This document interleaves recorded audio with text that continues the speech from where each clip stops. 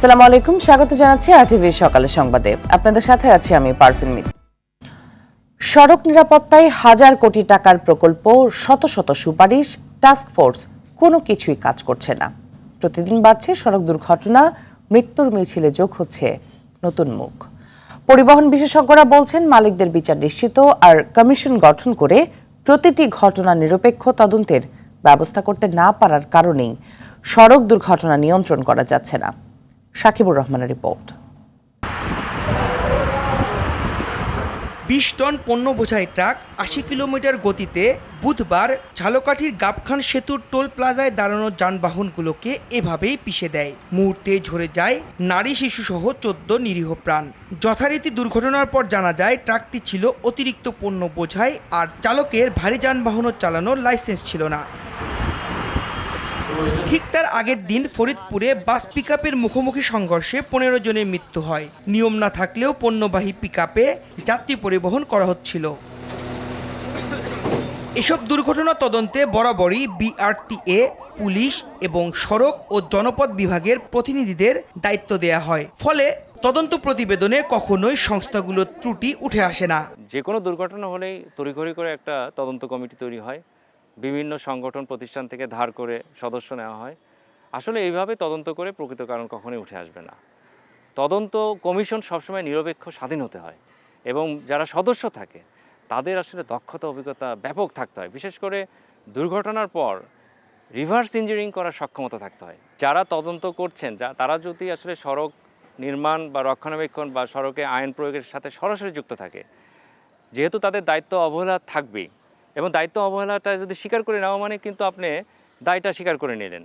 এই যে দায়বদ্ধতার জায়গায় আমরা তো আসলে কেউ দায় নিতে প্রস্তুত না। দুর্ঘটনার পর কেবল চালক পথচারীদের উপর দায় না চাপিয়ে নিরপেক্ষ তদন্তের মাধ্যমে আসল কারণ উদ্ঘাটন না করলে কখনোই দুর্ঘটনা রোধ করা যাবে না। যে বিনিয়োগটা হচ্ছে সেটা শুধু অবকাঠামো ভিত্তিক, কিন্তু এটা একটা সিস্টেমের যে অন্যান্য উপকরণগুলি আছে, চালক আছে, যাত্রী আছে, যাত্রী বান্ধব, পথচারী বান্ধব বা চালকদের জন্য প্রশিক্ষণের যে ব্যবস্থাপনা করা, ট্রেনিং দেওয়া, এটা কিন্তু সঠিকভাবে হচ্ছে না এবং এখানে বিনিয়োগ কিন্তু খুব সামান্য।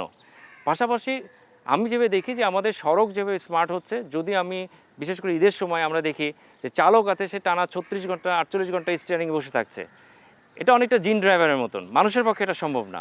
সেক্ষেত্রে আমাদের প্রযুক্তির ব্যবহার বাড়াতে হবে। ইনফ্রারেড ক্যামেরা এখন খুব স্বল্প ব্যয়ে পাওয়া যায়, সে কিন্তু চালককে কন্টিনিউয়াস মনিটরিং করতে পারে, তার চোখের মুভমেন্ট, ফেসের মুভমেন্ট দেখে চালক কি আসলেও সে টায়ার্ড কিনা, সে ক্লান্ত পরিশ্রান্ত কিনা সেটা ডিটেক্ট করে তাকে কিন্তু আসলে ওয়ার্নিং দেওয়া সম্ভব।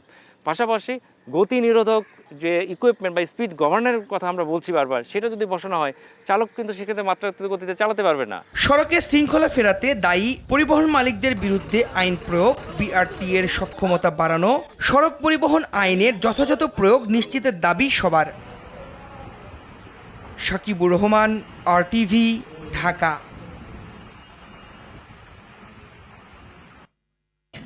ঢাকা টাঙ্গাইল বঙ্গবন্ধু সেতু মহাসড়কের কালিহাতী উপজেলার এলেঙ্গা থেকে জোকার চর পর্যন্ত ১০ কিলোমিটার এলাকা জুড়ে ধীরগতিতে যানবাহন চলাচল করছে। এতে তীব্র গরমের মধ্যে চরম ভোগান্তি পোহাচ্ছে যাত্রী ও চালকরা। এ বিষয়ে বঙ্গবন্ধু সেতু পূর্ব থানার এসআই লিটন মিয়া জানান, সকালে গাড়ির চাপ বৃদ্ধি ও সড়কের কামাক্ষার মোড় এলাকায় ট্রাক কাভার্ড ভ্যানের সংঘর্ষের কারণে যানজটের সৃষ্টি হয়। পরে সড়ক থেকে গাড়ি দুটি সরিয়ে নেওয়া হলে যান চলাচল শুরু হয়।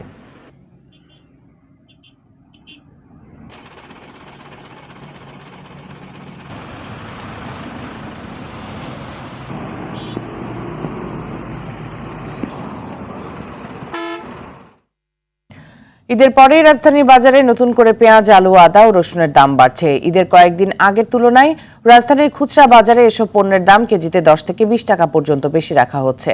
ভারত থেকে আলুর আমদানির পরও বাজারে প্রতিনিয়ত বাড়ছে দাম। বেশিরভাগ খুচরা দোকানেই ৫০ টাকা কেজিতে বিক্রি হচ্ছে আলু, অথচ ঈদের কয়েকদিন আগেও আলুর দাম ছিল ৪০ থেকে ৪৫ টাকা কেজি। দেশি পেঁয়াজ মানভেদে ৬০ টাকায় বিক্রি হচ্ছে, যা ঈদের আগে ছিল ৫০ টাকা। আদা রসুনের দামও চড়া, কেজিতে রসুন বিক্রি হচ্ছে ১৬০ টাকা থেকে আর ২৪০ টাকা কেজি দরে বিক্রি হচ্ছে আদা। গতকাল প্রতি লিটার বোতলের সয়াবিন তেলের দাম ৪ টাকা বাড়িয়ে এবং খোলা তেল ২ টাকা কমিয়ে ভোজ্য তেলের নতুন দাম নির্ধারণ করেছে বাণিজ্য মন্ত্রণালয়। নতুন দর অনুযায়ী বোতলের তেল ১৬৩ থেকে ১৬৭ টাকা এবং খোলা তেল ২ টাকা কমিয়ে ১৪৭ টাকা ঠিক করা হয়েছে।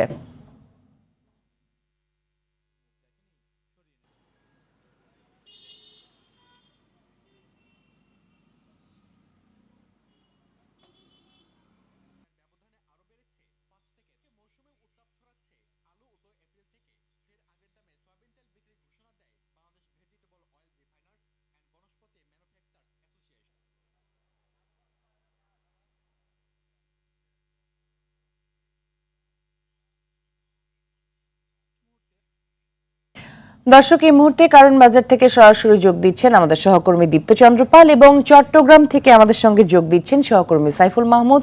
সরাসরি চলে যাচ্ছি প্রথমে দীপ্তর কাছে। দীপ্ত, নতুন দামে সয়াবিন তেল কি বিক্রি হচ্ছে কিনা এবং বাজারে পণ্যের চাহিদা কেমন দেখছেন জানাবেন।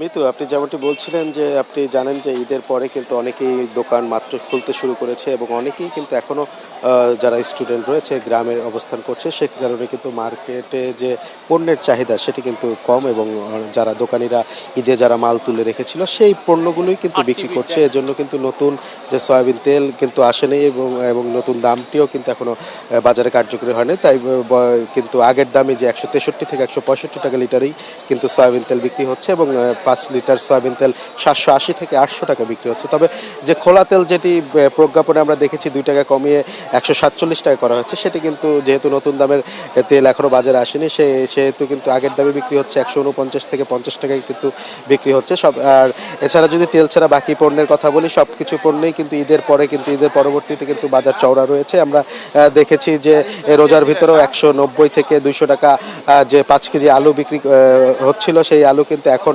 বর্তমানে আমরা দেখেছি প্রকারভেদে 230 থেকে 240 টাকা বিক্রি হচ্ছে। এছাড়াও পেঁয়াজের কথা যদি বলি 56 থেকে 60 টাকা কেজিতে বিক্রি হচ্ছে, যেই পেঁয়াজ কিন্তু 40 থেকে 45 টাকা রোজার ভিতরেও ছিল এমনটি কিন্তু জানিয়েছেন আমাদের ব্যবসায়ীরা এবং যারা ক্রেতা রয়েছে। যে এছাড়াও যদি সবজির কথা বলি, আপনি জানেন যে এখন কিন্তু গ্রীষ্মকাল, নতুন সবজি উঠতে শুরু করেছে এবং শীতকাল শেষ এবং শীতের যে শেষ পর্যায়ে যে সবজিগুলো, সেই সবজিগুলো কিন্তু চওড়া দামে বিক্রি হচ্ছে এবং গ্রীষ্মের শুরুতে যে সবজিগুলো আসতে শুরু করেছে সেটিও কিন্তু চওড়া দামে বিক্রি হচ্ছে। আমরা কথা বলেছিলাম যে আমরা দেখেছি যে লাউ এবং আলু, লাউ, বেগুন এগুলো কিন্তু গত সপ্তাহে 60 টাকা বিক্রি হলেও কিন্তু এখন কিন্তু 80 থেকে 90 টাকা বিক্রি হচ্ছে। এছাড়াও আমি যদি আরেকটু জানিয়ে রাখি, সব থেকে বেশি কিন্তু বেড়েছে যে মশলার বাজারের দাম। এলাচের কেজি যেটি রোজার ভিতরেও 2200 টাকা কেজিতে বিক্রি হচ্ছিল, এখন কিন্তু তা 3000 টাকায় বিক্রি হচ্ছে। তো মিতু, বলা চলে বাজারে কিন্তু ঈদের পরবর্তীতে সব কিছুরই দামই কিন্তু অনেকটাই বৃদ্ধি রয়েছে। আমাদের আরেকজন সহকর্মী রয়েছেন চট্টগ্রামে, আমরা সেখানে সরাসরি চলে যাচ্ছি সাইফুল মাহমুদের কাছে। সাইফুল, জানাবেন যে আপনাদের ওখানে চট্টগ্রামের বাজারের দরের সব পরিস্থিতি কি? সাইফুল। দীপ্ত, আপনাকে ধন্যবাদ। আমি যদি চট্টগ্রামের বাজারের কথা বলে থাকি, আসলে চট্টগ্রামের বাজার কোনোভাবে নিয়ন্ত্রণে আসছে না, হু হু করে বেড়ে চলছে। কোনোভাবে চট্টগ্রামের যেই নিত্যপণ্যের বাজার কিংবা ভোগ্যপণ্যের বাজারের কথা বলে থাকি, সেটা কিন্তু নিয়ন্ত্রণের বাইরে। আমি যদি আজকে সকালবেলার কয়েকটা পণ্যের কথা বলে থাকি, গরুর মাংস বিক্রি হচ্ছে চট্টগ্রামে কিন্তু 1000 টাকা কেজিতে এবং সেই সাথে ফার্মের মুরগি বিক্রি হচ্ছে 230 টাকা এবং একই সাথে সোনালী মুরগি বিক্রি হচ্ছে 340 টাকা এবং দেশি মুরগি বিক্রি হচ্ছে 650 টাকা। তার মানে বোঝা যাচ্ছে যে আসলে চট্টগ্রামের যে বাজার সেটা কোনোভাবে নিয়ন্ত্রণে আসছে না। এবং আমি যদি সবজির বাজারের কথা বলে থাকি, এখন এই মুহূর্তে কিন্তু শীতকালীন সবজি নাই এবং সবজির চড়া দামে সবজি বিক্রি হচ্ছে, কোনোভাবে নিয়ন্ত্রণ করা যাচ্ছে না। এবং এই যারা সাধারণ ক্রেতা আছে তারা কিন্তু যথেষ্ট ক্ষোভ প্রকাশ করেছেন এবং তারা জানিয়েছেন সঠিক বাজার মনিটরিং ব্যবস্থা না থাকার কারণেই কিন্তু আসলে বাড়তে শুরু করেছে এবং তাদেরকে কোনোভাবে নিয়ন্ত্রণ করা যাচ্ছে না। এবং সেই সাথে আমি যদি বলি রসুন, পেঁয়াজ এবং আদার দামের কথা যদি বলে থাকি, সেগুলি কিন্তু বাড়তি দামে বিক্রি হচ্ছে। যেই ঈদ উপলক্ষে যে বেড়েছিল সেটা কিন্তু আর কমেনি এবং সেটা কিন্তু এখনও বাড়তি দামে বিক্রি হচ্ছে এবং সব ধরনের মশলার দাম কিন্তু প্রচুর বৃদ্ধি পেয়েছে। এলাচ বিক্রি হচ্ছে পাইকারি বাজারে খাতুনগঞ্জে 3600 টাকা কেজিতে, সেই এলাচ খুচরা বাজারে এসে কিন্তু বিক্রি হচ্ছে 5000 টাকা কেজিতে এবং পেঁয়াজও কিন্তু বাড়তি দামে বিক্রি হচ্ছে, কোনোভাবে নিয়ন্ত্রণ করা যাচ্ছে না। এবং আরেকটা বিষয় জানিয়ে রাখি, সেটি হচ্ছে যে নতুন দাম নির্ধারণ করেছে তেলের, সেই তেল কিন্তু দোকানিরা অভিযোগ করে বলেছেন যাদের কাছ থেকে তারা পণ্য ক্রয় করবেন তারা কিন্তু পুরাতন দামে পণ্য বিক্রি করেনি, তারা কিন্তু পুরাতন মালকে কিন্তু নতুন দামে বিক্রি করেছেন এবং তারা কিন্তু অভিযোগ যথেষ্ট ক্ষোভ প্রকাশ করেছেন। এবং যারা সাধারণ ক্রেতা আছে তারা কিন্তু জানিয়েছেন সঠিক মনিটরিং ব্যবস্থা না থাকার কারণেই কিন্তু আসলে বাজারের পরিস্থিতি এমনই হচ্ছে। তবে যারা দোকানদার এবং আছে তারা জানিয়েছেন ঈদ কোরবানি উপলক্ষে দাম আরও বাড়তে পারে বলে তারা জানিয়েছেন। মিতু, এই ছিল আমার কাছে বাজার পরিস্থিতি নিয়ে সর্বশেষ তথ্য। জি, আপনাদের দুজনকে অসংখ্য ধন্যবাদ আমাদের সাথে যুক্ত হওয়ার জন্য। তীব্র তাপদাহ অব্যাহত রয়েছে চুয়াডাঙ্গায়। গত 3 দিন ধরে দেশের সর্বোচ্চ তাপমাত্রা রেকর্ড করা হয়েছে এই জেলায়। টানা তাপদাহে অতিষ্ঠ এখানকার জনপদ। হাসপাতালে বাড়ছে গরমজনিত রোগীর সংখ্যা। এতে বিপাকে পড়েছে নিম্ন আয়ের শ্রমজীবী মানুষ। এদিকে তীব্র তাপদাহে জনসাধারণকে সচেতন করতে হিট অ্যালার্ট জারি করেছে জেলা প্রশাসক। শহরের গুরুত্বপূর্ণ এলাকায় মাইকিং করে পথচারী ও এলাকাবাসীকে সতর্ক করা হচ্ছে। খুব প্রয়োজন ছাড়া বাড়ির বাইরে বের হতে নিষেধ করা হচ্ছে। শিশু ও বয়স্কদের ক্ষেত্রে বাড়তি সতর্কতা অবলম্বন করতে অনুরোধ করা হচ্ছে। গতকাল বৃহস্পতিবার চুয়াডাঙ্গায় সর্বোচ্চ তাপমাত্রা রেকর্ড করা হয়েছে 40.4 ডিগ্রি সেলসিয়াস, যা দেশের সর্বোচ্চ তাপমাত্রা। আরও কয়েকদিন এমন তাপদাহ অব্যাহত থাকতে পারে বলে জানিয়েছে স্থানীয় আবহাওয়া অফিস।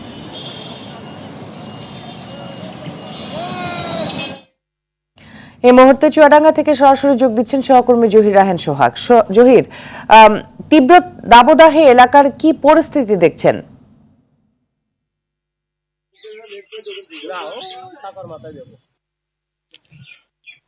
মৃত্যু সংবাদে আপনি দর্শকদের যেমনটি জানাচ্ছিলেন, আসলে তীব্র তাপদাহের কারণে কিন্তু মানুষের ভিতরে একটা অস্বস্তি থেকে যাচ্ছে। বিশেষ করে যারা শ্রমজীবী মানুষ আছেন তারা কিন্তু কাজে বের হয়েও কাজ করতে পারছেন না। একটু স্বস্তির আশায় কিন্তু তারা যেখানে ছায়া পাচ্ছেন সেখানে বসে থাকছেন, কিন্তু ভাবসা গরমের কারণে কিন্তু সেখানেও স্বস্তি মিলছে না। আমি একটু যদি দেখাতে চাই, আমার পিছনে দেখবেন যে অনেক শ্রমজীবী মানুষ আছে, কিন্তু তারা কাজের ফাঁকে কিন্তু একটু স্বস্তির আশায় ছায়াযুক্ত স্থানে তারা জায়গা করে নিয়েছেন, কিন্তু এই ভাবসা গরমের কারণে এখানেও শান্তি নেই বলে তারা জানিয়েছেন। আজকের তথ্য যদি একটু বলি, আজকে সকাল 9টায় কিন্তু আবহাওয়া অফিস ইতিমধ্যে 33 ডিগ্রি সেলসিয়াস তাপমাত্রা রেকর্ড করেছে। তবে এটা সর্বশেষ বিকেল 3টায় সর্বোচ্চ তাপমাত্রা রেকর্ড যেটা করা হবে সেটাই সর্বশেষ তথ্য আবহাওয়ার পাওয়া যাবে। আর তীব্র তাপদাহের কারণে কিন্তু জেলা প্রশাসন ইতিমধ্যে হিট অ্যালার্ট জারি করেছে পুরো জেলায়। এক্ষেত্রে কিন্তু যে গুরুত্বপূর্ণ স্থানগুলো আছে জেলার, সেখানে কিন্তু জেলা তথ্য অফিস মাইকিং করে জনসাধারণকে এবং পথচারীদের সতর্ক করছেন যেন খুব বেশি প্রয়োজন ছাড়া বাড়ির বাইরে বের না হতে। বিশেষ করে বয়স্ক এবং শিশুদের ক্ষেত্রে বাড়তি সতর্কতার কথা বলা হচ্ছে। আর বেশি বেশি স্যালাইন পানি এবং ডাবের পানি খাওয়ারও পরামর্শ দেওয়া হচ্ছে। এই তীব্র তাপদাহের কারণে আমরা দেখেছি যে জেলা সদর হাসপাতাল সহ উপজেলা স্বাস্থ্য কমপ্লেক্স গুলোতে কিন্তু গরমজনিত যে রোগীর সংখ্যা সেটা কিন্তু বেড়ে চলেছে। আবহাওয়া অফিস যেটা জানিয়েছে, আপাতত কয়েকদিন এমন তাপদাহ অব্যাহত থাকবে, বৃষ্টির কোনো সম্ভাবনা নেই বলেও আবহাওয়া বার্তায় বলা হয়েছে। তো মিতু, এই ছিল চুয়াডাঙ্গা থেকে আমার কাছে আপাতত সর্বশেষ। ধন্যবাদ আপনাকে। গত বছরের চ্যালেঞ্জ এখনো বিদ্যমান, তারপরও চলমান উৎপাদন ও বিতরণ ব্যবস্থা স্বাভাবিক থাকলে বিদ্যুতের লোডশেডিং অস্বস্তিকর হবে না বলে জানিয়েছেন পাওয়ার সেলের মহাপরিচালক প্রকৌশলী মোহাম্মদ হুসাইন। তিনি বলেন, প্রয়োজন হলে লোডশেডিং কেবল গ্রামে নয়, সমহারে শহরেও দেওয়া হবে। ইরান ইসরায়েল সংকটও মাথায় রাখতে হচ্ছে বলে জানান তিনি। খান আলামিনের রিপোর্টে থাকছে বিস্তারিত। গত বছরের এপ্রিলে ভয়াবহ লোডশেডিংয়ের কবলে পড়ে দেশ। ডলার সংকটে কয়লা, তেল ও গ্যাস আমদানিতে ধাক্কা লাগায় বিদ্যুৎ উৎপাদনও বাধাগ্রস্ত হয়। ফলাফল মানুষের অসহনীয় দুর্ভোগ। ডলার সংকট কিছুটা কেটেছে, তারপরও গত বছরের চ্যালেঞ্জ রয়ে গেছে বলে মনে করেন এখাত সংশ্লিষ্টরা। তবে বিদ্যমান উৎপাদন ও বিতরণ ব্যবস্থা স্বাভাবিক থাকলে পরিস্থিতি নাজুক হওয়ার আশঙ্কা নেই বলে জানান পাওয়ার সেলের মহাপরিচালক। এই এপ্রিল মাসে হয়তো আমাদের চাহিদা গিয়ে দাঁড়াবে 17,500 মেগাওয়াটে। আমরা তার বিপরীতে আমাদের যে উৎপাদন পরিকল্পনা করেছি এবং এই পরিমাণ গ্যাস যদি এখন যা পাচ্ছি পেলে আমাদের খুব একটা লোডশেডিং করা লাগবে না। যদি কিছুটা করতে হয় সেটা গ্রাহকদের স্বস্তির মধ্যে থাকবে। পল্লী বিদ্যুতের সেবা নেয় গ্রামাঞ্চলের প্রায় 80% মানুষ। 80টি পল্লী বিদ্যুৎ সমিতির মাধ্যমে সমগ্র পল্লী অঞ্চলে ঘরে ঘরে বিদ্যুৎ পৌঁছে দেওয়ার দায়িত্ব পল্লী বিদ্যুতায়ন বোর্ডের। কিন্তু যখনই লোডশেডিংয়ের প্রয়োজন পড়ে তখনই খড়গটা নেমে আসে গ্রামে। এবার তেমনটা চায় না পাওয়ার সেল। গ্রামের মানুষের উপরে যেন এই খড়গটা শতভাগ না পড়ে, এটা যেন আমরা সবাই যতটুকু লোডশেডিং হয় সেটা সবাই মিলে শেয়ার করলে এটা গায়েও লাগবে না। কিন্তু সেটা যদি শহরকে বাদ দিয়ে শুধু গ্রামের মানুষের উপর হয় তখন আসলে গ্রামের মানুষের উপর সেটা কিছুটা অস্বস্তির কারণ হয়ে যায়। একদিকে ইউক্রেন রাশিয়া যুদ্ধ চলছে, আরেকদিকে ফিলিস্তিন নিশ্চিনের নেশায় বুধ ইসরায়েল। এখন আবার ইসরায়েলের সঙ্গে ইরানের দ্বন্দ্ব যুদ্ধের হুঙ্কার দিচ্ছে। দেশের বিদ্যুৎ পরিস্থিতি স্বাভাবিক রাখতে এসব কিছুর দিকেও নজর রাখতে হচ্ছে বলে জানান তিনি। যেসব এলাকা বা দেশ হলো জ্বালানি রপ্তানিকারক দেশ, সেই সব জায়গায় কোনো ধরনের রাজনৈতিক বলেন বা অন্য কোনো অস্থিরতা তৈরি হয়, তার ইম্প্যাক্টটা তো আমাদের উপর আসে। তো সেই চিন্তাটা, কনসার্নটা তো আমাদের আছেই। এত কিছুর পরও বিদ্যুৎ পরিস্থিতি নিয়ন্ত্রণের বাইরে যাওয়ার আশঙ্কা নেই বলে জানায় পাওয়ার সেল। যে আমদানিকৃত জ্বালানির উপর নির্ভরশীলতা। খান আলামিন, RTV, ঢাকা। চলচ্চিত্র শিল্পী সমিতির 2024-26 মেয়াদী নির্বাচনে ভোট নেওয়া শুরু হয়েছে। সকাল 9টায় সমিতির কার্যালয়ে শুরু হওয়া এ ভোট মধ্যাহ্ন বিরতি দিয়ে চলবে বিকেল 5টা পর্যন্ত। আজই ফলাফল প্রকাশ করতে হবে। পছন্দের প্রার্থীকে ভোট দিতে সকাল থেকে নায়ক নায়িকা সহ শিল্পীরা আসতে থাকে এফডিসি প্রাঙ্গণে। 21 সদস্য বিশিষ্ট কমিটির এই নির্বাচনে 6 জন স্বতন্ত্র সহ 2টি প্যানেল থেকে 48 জন প্রার্থী প্রতিদ্বন্দ্বিতা করছে। মূল লড়াই হবে মিশা ডিপজল ও মাহমুদ কলি নিপুণ প্যানেলের মধ্যে। নির্বাচন সুষ্ঠু করতে আইন শৃঙ্খলা রক্ষাকারী বাহিনীর পাশাপাশি সাদা পোশাকে সরকারের বিভিন্ন গোয়েন্দা সংস্থার সদস্যরা উপস্থিত থাকবেন। ভোটকে নিরবিচ্ছিন্ন করতে এফডিসির বিভিন্ন পয়েন্টে বাড়তি 31টি সিসিটিভি ক্যামেরা স্থাপন করা হয়েছে।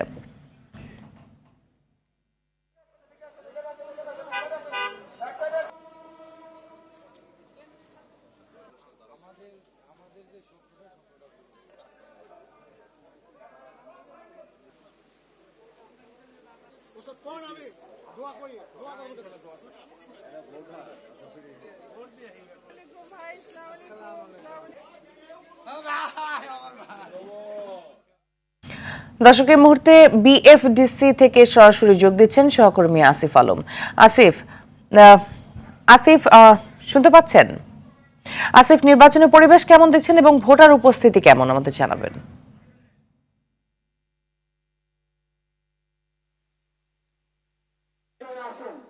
ভোটার সংখ্যা একটু কম, তবে সময় যাওয়ার সাথে সাথে হয়তো দুপুরের পর ভোটার সংখ্যা বাড়বে। তবে এবার আইন শৃঙ্খলা বাহিনী আসলে মানে লক্ষণীয়ভাবে চোখে পড়ার মতো, কারণ আইন শৃঙ্খলা বাহিনীর সংখ্যা অনেক বেশি এবং যারা নির্বাচন কমিশন থেকে বলা হয়েছে যে কোনো ধরনের অপ্রীতিকর অবস্থা এড়ানোর জন্যই এই এত আইন শৃঙ্খলা বাহিনীর আসলে নিয়োগ দেওয়া হয়েছে।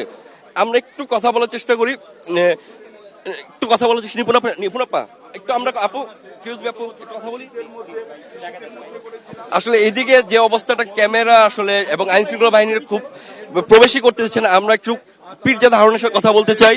নামাজের পর তারা আসবে, তাই এখন ভোটার আসেনি এটা বলে এটা বোঝা যাবে না যে ভোটার আসবে না, আসবে। জি, আপনি প্রধান নির্বাচন কমিশনার ছিলেন, আপনার সময় আইন শৃঙ্খলা বাহিনী ছিল। গত বছর আপনি একটু আগে দেখলেন যে আমি আমার পেশাগত দায়িত্ব পালন করতে যাচ্ছিলাম, আইন শৃঙ্খলা রক্ষা বাহিনী আমাকে বাধা দিচ্ছে। গত বছর কিন্তু এই বাধাটা আমরা পাইনি। সাংবাদিকদের যে বাধা প্রদান করা হচ্ছে, এটা কিন্তু আমি করিনি, কেননা আমি হলাম আমলা সচিব পর্যায়ে যে রিটায়ারমেন্টে গিয়েছি। আমার সাথে সাংবাদিকদের বা মিডিয়ার কোনো বৈরুত নাই। তারা আমার বন্ধু, আমার খারাপটাও তুলে ধরবে, আমার ভালোটাও তুলে ধরবে। তবে এই বিষয়টা গতবার কিন্তু আমার এই অবস্থা ছিল না। আমি আপনাদেরকে বন্ধু, কারণ আপনারা সাপোর্ট করছেন না, আপনি কারোর জন্য ভোট চাচ্ছেন না। এই বিষয়টা নির্বাচন কমিশন ব্যবস্থা নিয়েছে। তবে নির্বাচন কমিশন মিডিয়ার ব্যাপারে আরেকটু উদার হলে ভালো ছিল।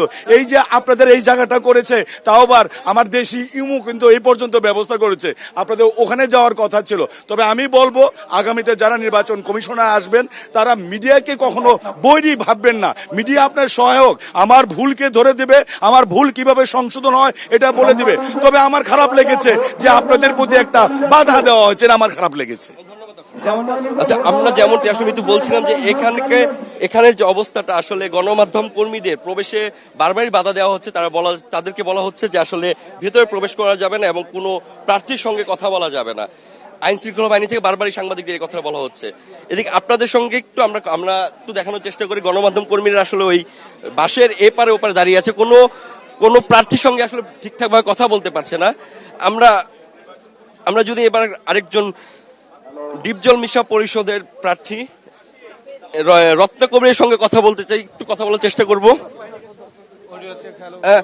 আপা একটু আমরা কথা বলি, আপা একটু কথা বলতে চাই। ভোটের পরিবেশ কেমন? আমি আপনাকে দেখছি, শুধু ভোটার দেখছি না। যত লাইভেই থাকেন আমি তো আপনাদের দেখছি, আমার কাছে খুব ভালো লাগছে। গেট ছাড়বো না, গেট ছাড়বো না। অনেক অনেক ভালো লাগছে, পরিবেশ অনেক ভালো লাগছে। অনেক সুন্দর একটি সন্ধ্যাবেলা আপনারা ক্যামেরা ধরবেন, যদি বিজয় উল্লাসে নাচতে পারি তখনই পরিবেশ বলবো। আসিফ, অসংখ্য ধন্যবাদ আপনাকে আমাদের সাথে যুক্ত হওয়ার জন্য। সকালের সংবাদে পর্যন্ত। সর্বশেষ সংবাদ জানতে যে কোনো মোবাইল ফোন থেকে 2414 নম্বরে ডায়াল করুন। মধ্যাহ্নের সংবাদ 12টায় দেখার আমন্ত্রণ রইল। ধন্যবাদ সবাইকে।